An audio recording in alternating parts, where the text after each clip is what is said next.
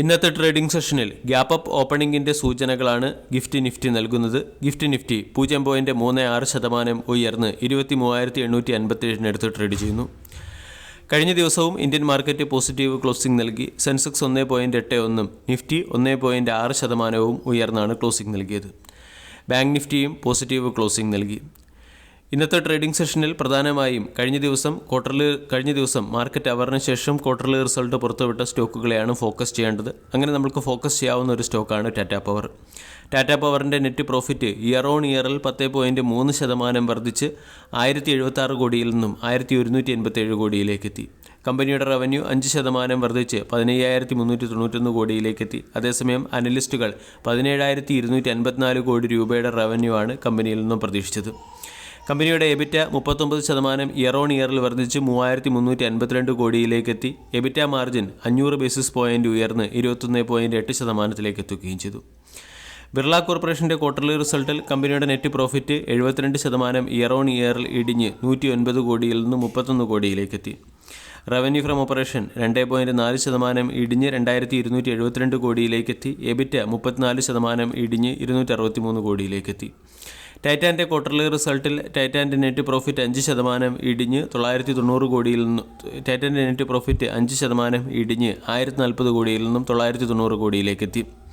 ഇവിടെ customs duty ഗോൾഡിന് മുകളിലുള്ള customs duty reduction കമ്പനിയെ ഇൻവെൻ്ററി ലോസിലേക്ക് നയിക്കുകയും ചെയ്തു. ആധാർ ഹൗസിംഗ് ഫിനാൻസ് എന്ന കമ്പനിയുടെ എലിജിബിളായിട്ടുള്ള എംപ്ലോയീസിന് 4.8 ലക്ഷം ഇക്വിറ്റി ഷെയറുകൾ ഇഷ്യൂ ചെയ്യുകയാണ്. അതോടൊപ്പം തന്നെ RVNL എന്ന സ്റ്റോക്കിനെയും ഇന്നത്തെ ട്രേഡിംഗ് സെഷനിൽ ഫോക്കസ് ചെയ്യാം.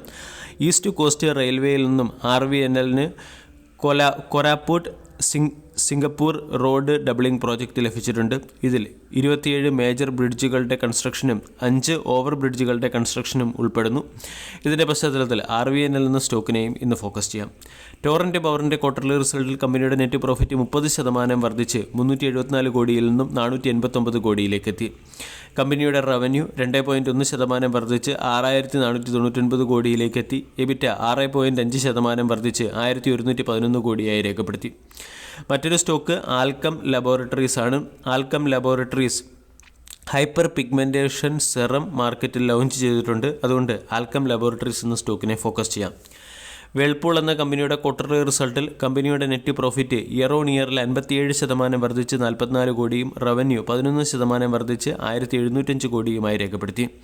ICICI പ്രുഡൻഷ്യൽ ലൈഫ് ഇൻഷുറൻസ് എന്ന കമ്പനിക്ക് 492 കോടി രൂപയുടെ GST ഡിമാൻഡ് ലഭിച്ചിട്ടുണ്ട്, അല്ലെങ്കിൽ GST എമൗണ്ട് പേ ചെയ്യാനുള്ള നോട്ടീസ് ലഭിച്ചിട്ടുണ്ട്.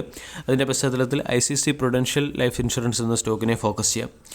NLC ഇന്ത്യ എന്ന കമ്പനി ജിയോളജിക്കൽ റിസർവ് ഒഡീസയിലെ ജിയോളജിക്കൽ റിസർവ് ഏരിയയിലുള്ള 720.87 മില്യൺ ടൺ കോൾ മൈനിൻ്റെ സക്സസ്ഫുൾ ബിഡറായി മാറിയിട്ടുണ്ട്. അതുകൊണ്ട് NLC ഇന്ത്യ എന്ന സ്റ്റോക്കിനെ ഫോക്കസ് ചെയ്യാവുന്നതാണ്.